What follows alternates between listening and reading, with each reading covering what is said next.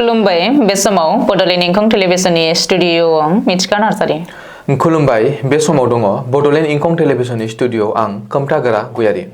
दिनैनि गाहाय रादाबफोराव दङ। क'क्राझाराव गोबांथार बिबांनि हाथियार आरो बेरफ्रुग्रा मुवा बोखांदों सासे एरेस्ट। बुहुमनाङै गाजा गोमजायै गोथार बर'दिन फालिदों। आसाम सोरखारा स्कुटि होनायनि थाखाय गोदान गाइडलाइन फोसावदों। कार्बि आलं अट'नमास काउन्सिलाव 3 गोदान मावफुं सोद्रोमा थिसनदों। मुजाफ्फरपुराव लामा जाब्रबथायजों आसामनि सासे सुबुङा थैदों। करिमगन्जआव 45 कौटि बेसेननि जावा टेब्लेट जब्द खालामदों। जम्मु काश्मीराव जवाननि गारिया हाखराव गोग्लैलांनायाव 5 जवानफोरनि जिउ खहा।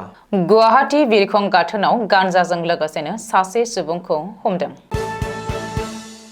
दानिया फैदिनि आबुं रादाबाव।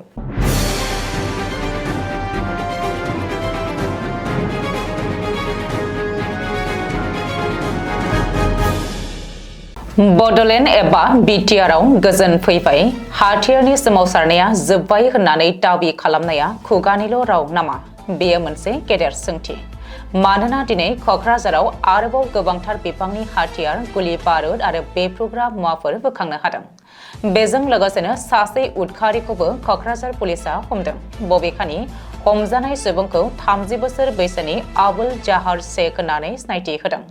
मिथिनो हानाय बायदिब्ला रायजोआव जेहादी मडिउलनि हेंथायै अपारेशन सोलिबाय थानाय समावनो आसाम पुलिसनि एसटिएफआ जेहादीजों लोब्बा थानाय क'क्राझार जिल्लानि जयपुर नामापारानि थागिरि आबुल जाहार शेखखौ हमनो हादों। आरो आबुल जाहार शेखनि सिमान लानाय आरो दिन्थिनायनि गेजेरजों एसटिएफआ सिग्रोमनानै गोबांथार बिबांनि हाथियार आरो बेफ्रुग्रा मुवाफोरखौ बोखांदों।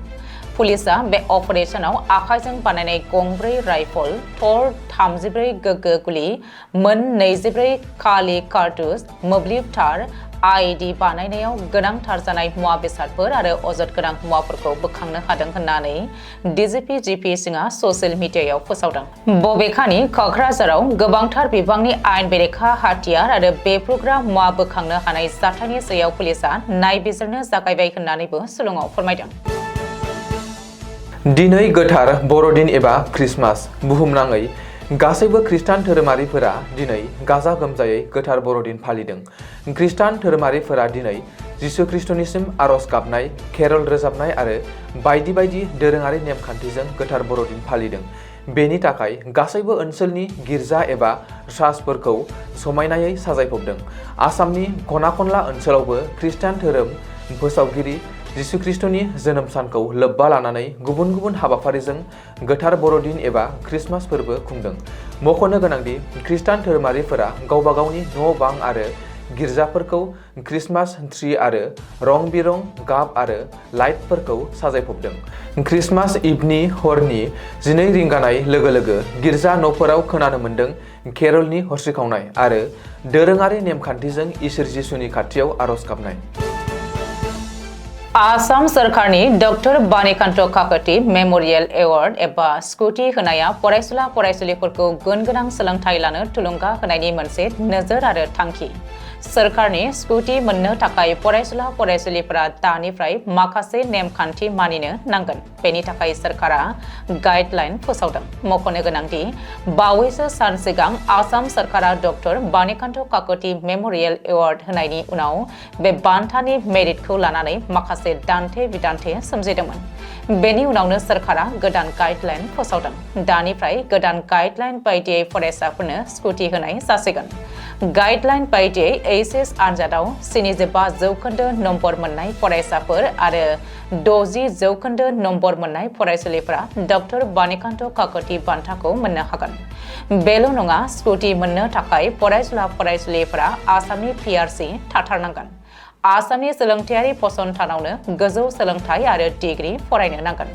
पिआरसि थायोब्लाबो आसामनि बाहेरायाव थानाय हादरारि फसंथानफोर जेरै IIT, IIM, NEET, AIIMS, NIT आरो जायखिजाया सेन्ट्रेल इउनिभारसिटियाव मुं थिसननाय फरायसुला फरायसुलिफ्रा डक्टर बानिकान्त काकति बान्थानि थाखाय गनायजानाय नङा। कार्बि आंलं गावखुंथाय हायुं एबा अट'नमास काउन्सिलाव गेदेर सोलाय-सोल' खालामनाय जादों। कार्बि आंलं अट'नमास काउन्सिलाव 3 गोदान सोद्रोमानो मावफुं सोद्रोमानि बिबान होनाय जादों। सुलुङाव फोरमायथिनाय बादिब्ला काउन्सिलनि बेन्दोङाव थानाय धनसिरि बियाबनि एमएसि नीलतमा हानसुनो गोदानै सायख'जानाय मावफुं सोद्रोमानि बिबान होनाय जादों। नीलतमा हानसुजों लोगोसे खासे रंपि आरो मातर्ज टेकियाल पुकनखौबो नैथि खेबनि थाखाय कार्बि आंलं अट'नमास काउन्सिलनि मावफुं सोद्रोमा महरै सायख'नाय जादों। गुबुन फारसे काउन्सिलनि सिगांनि गुबुन 2 मावफुं सोद्रोमा फारियै गांबुरा किलिं आरो मुकुट महन्तखौ गावसोरनि मासिनिफ्राय बोख्लायनाय जादों आरो बिसोर 2 मावफुं सोद्रोमाखौ बोख्लायनानै काउन्सिलाव गोदानै 3 मावफुं सोद्रोमा थिसननाय जादों। बिहार रायजोआव थानाय मुजाफ्फरपुराव समबारखालि लामा जाब्रबथायजों नलबारि जिल्लानि सासे सुबुङा जिउ खहा जादों। लोगोसेनो बिनि 2 लोगोआ गोब्राब जोखोम जानाय जाथायाबो सोराङाव फैदों। दासान्दि गोब्राब जोखोम जानाय 2 सुबुंखौ बिहारावनो फाहामथाय होगासिनो दङ होननानै सुलुङाव फोरमायदों। जाब्रबथायाव जिउ खहा जानाय सुबुंखौ नलबारि जिल्लानि भास्कर कलिता होननानै सिनायथि होदों। मिथिनो मोननाय बायदिब्ला भास्कर कलिताया खामानि मावनो थाखाय 19 डिसेम्बर खालि पान्जाबाव थांदोंमोन। बेयावनो बिहाराव लोगोजों थाहैनाय समाव बे दुखुनांथाव जाथाया जादोंमोन होननानै सुलुङाव फोरमायदों। आयेननि बेरेखायै ड्राग्स फालांगि खालामनायखौ होबथानो गोख्रों अपारेसन खालामनाय आसाम पुलिसआ करिमगन्ज जिल्लायाव नोगोद 45 कौटि बेसेननि ड्राग्सखौ बोखांनो हायो। रिपर्टआव फोरमायथिनाय बादिब्ला पुलिसआ हाथिकिरा ओनसोलाव अपारेसन खालामनानै गासै 1.5 लाख जाबा टेब्लेट जब्द खालामनाय जायो। संदाननायनि गेजेरजों साखाथि रायजोनिफ्राय फैनाय गंसे ट्राकखौ लाखिनानै सिग्रोमनायाव गासै 16 किल'ग्रामनिबो बांसिन जाबा टेब्लेटखौ जब्द खालामदों होननानै मिथिनो मोननाय जादों। लोगोसेनो बेजों सोमोन्दो थानाय सासे सुबुंखौ पुलिसआ खाना बिनि सायाव दासान्दि गोख्रोङै नायबिजिरनाय जायो। आसामनि गिबि मन्त्रि डक्टर हिमन्त बिश्व शर्माया बेबायदि गिदिर ड्राग्स जब्द खालामनायाव जाफुंसार जानायनि थाखाय आसाम पुलिसखौ टुइटारनि गेजेरजों हामलायनाय जासिहरदों। जम्मु काश्मीरनि पुंछ जिल्लायाव मोनसे दुखुनांथाव जाथाय, जेराव गंसे जुवानि ट्राकआ 300 फुट गोथौ हाखराव गोग्लैलांनायनि जाहोनाव 7 जुवानफोरनि जिउ खहा जादों। सुलुङाव फोरमायथिनाय बायदिब्ला बे दुखुनांथाव जाथाया बोनै फारसे थांबाय थानाय समाव कारबा ओनसोलाव बेलासिनि 5:20 रिंगासोआव जादोंमोन।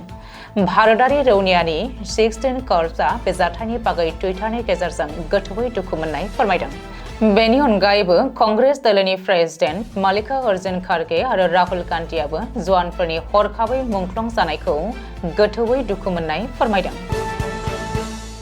Central board of indirect Texas आरो कास्टमआ गोख्रोङै अपारेसन खालामनायनि जाहोनाव गुवाहाटीनि बिरखं गाथोनाव हाइड्र'पनिक बिटजों लोगोसे सासे सुबुंखौ खानो मोननाय जायो।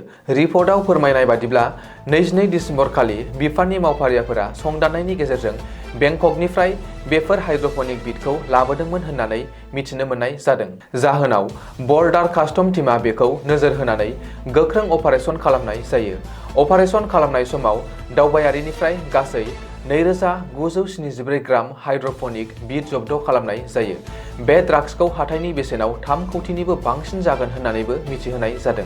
रैखाथि हान्जाया खानाय दायनिगिरिखौ बिजिरसालियाव दिन्थिहैनायजों लोगोसेनो दासान्दि बे जाथायनि सायाव गोख्रोङै नायबिजिरनाय जादोंब्लाबो दायनिगिरिनि सिनायथिखौ दासिमबो बर्डार कास्टम बिफाना रोखायै फोरमायथिनाय जायाखै। दिनैनि रादाबा एसेनोसै। गोजोन्थों। गोजोन्थों।